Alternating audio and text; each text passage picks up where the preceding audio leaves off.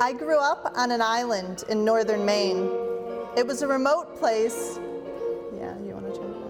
accessible by boat or waterplane.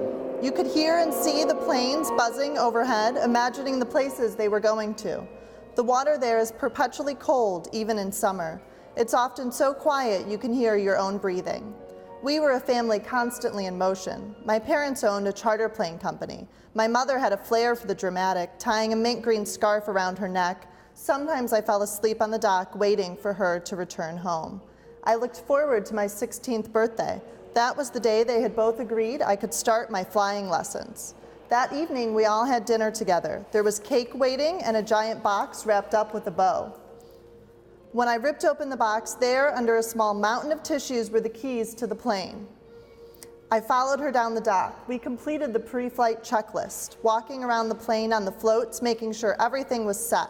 I got in the main seat and she sat beside me. We both had controls, but she would need to enable hers. She guided me out of the dock and we went for the straightaway. As we built up speed, my hands were slipping with sweat. My chest felt tight with excitement and fear. I was going to throw up. And then,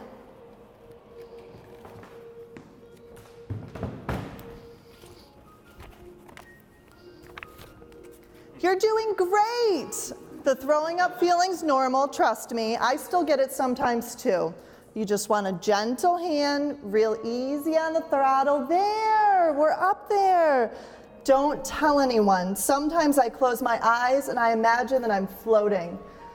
I hold my breath and everything is still and quiet. This is my favorite place in the world. Now start to bank left so we can practice landing. Don't give me that deer in the headlights look. There's nothing to it.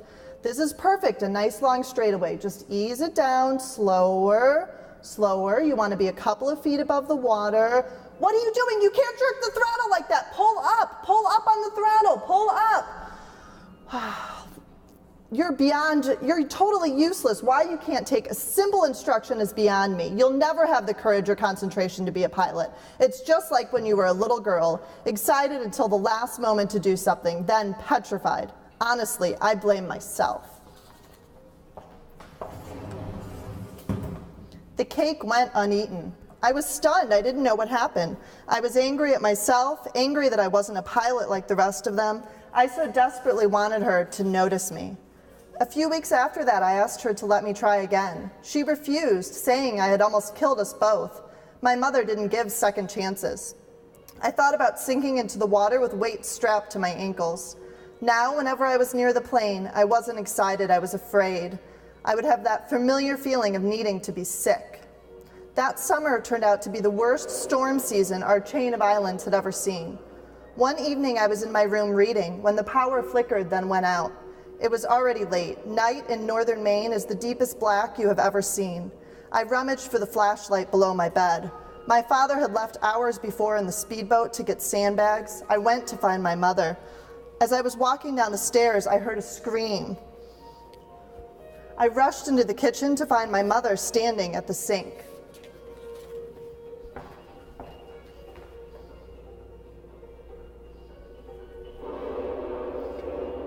Don't panic. The knife just slipped a little bit. I don't think that I lost my thumb. I hope that I didn't lose the thumb. Maybe just check around the floor. Okay, there's no thumb. You know what, I think I'll be fine. I'm feeling a little lightheaded, but if I just sit down, I think we don't need to go to the hospital. Maybe I'll just wait on the dock. Yep, that's what I'll do.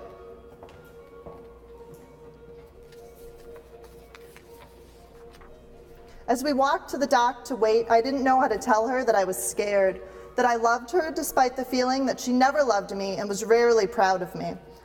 On the way out of the kitchen, I grabbed the keys. I remained silent to her protests. I knew what I had to do.